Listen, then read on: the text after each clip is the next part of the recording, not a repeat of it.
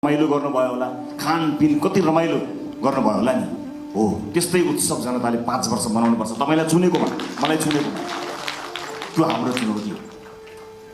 यो 5 वर्षलाई सामान्य अन्य चुनावहरूमा चुनिएको जस्तो सोच्नुभयो भने त्यसले अप्ठ्यारो परिस्थिति सृजना गर्छ। धेरै लामो अनुभव त मेरो राजनीतिमा रहेन, जति समय राजनीतिमा रहेँ सबैभरि विभिन्न किसिमका प्रहारहरूको सामना गर्नु पर्यो। यो पार्टी जन्मेदेखि यसमाथि प्रहार भयो, पार्टीको नाममा मुद्दा चल्यो, यो पार्टीलाई जन्मैदेखि कुल्चने कोसिस भयो, बचाउँदै लिएर आउन सक्यौँ। यो पार्टीको चुनाव चिन्हमा मुद्दा चल्यो, यो पार्टीको चुनाव चिन्ह नै भत्काइदिने गरी प्रहारहरू भए स्थापित राजनीतिक दलहरूबाट, विभिन्न स्वार्थ समूहबाट, विभिन्न शक्ति समूहबाट जोगाएर ल्यायौँ।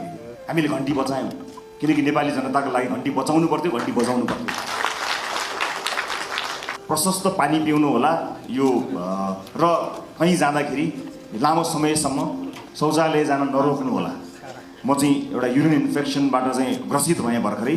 पानी कम पिउने, चुनावी दौडमा चाहिँ टोयलेट जानु पर्ला भनेर रोक्ने क्रियाकलापले गर्दा मलाई अलिकति स्वास्थ्यमा अलिकति होइन अलिक बढी नै असर गरेको थियो। तर अब अहिले म त्यसबाट बाहिर निस्किने क्रममा छु।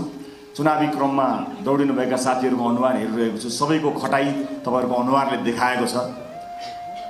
तर तपाईँहरूको अनुहार सधैँ यस्तै हुनुपर्छ, जनतासँग सधैँ भिजेको, असिन पसिन भएको, जनतासँग सधैँ गाँसिएको।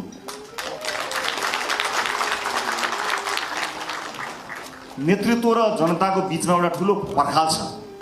कयौँ नेताहरूसँग जनता नजिक हुनै चाहँदैन, किनकि उनीहरूलाई यो आफ्नो मान्छे हो भन्ने लाग्दैन।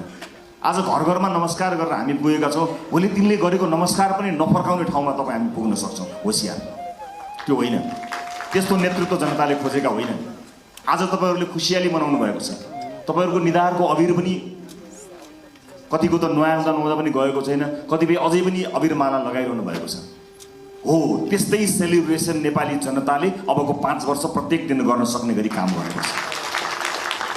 तपाईँको परिवार कति खुसी हुनुभएको छैन माननीय हुनुभयो भनेर। परिवार, आफन्त, देश विदेशमा कत्रो सेलिब्रेसन चल्यो होला। केक काट्नुभयो होला, दियो बाल्नुभयो होला, रातभर रमाइलो गर्नुभयो होला, खानपिन कति रमाइलो गर्नुभयो होला नि। हो, त्यस्तै उत्सव जनताले 5 वर्ष मनाउनुपर्छ। तपाईँलाई चुनेकोमा, मलाई चुनेकोमा, त्यो हाम्रो चुनौती हो। यो 5 वर्षलाई सामान्य अन्य चुनावहरूमा चुनिएको जस्तो सोच्नुभयो भने त्यसले अप्ठ्यारो परिस्थिति सृजना गर्छ। आदरणीय साथीहरू, मलाई थाहा छ राजनीति यसै गरी चल्छ भनेर कहीँ कतै मानिसहरू त्यही ढङ्गले दौडधुप पनि मैले गरेको कहीँ कतै देखिरहेको छु।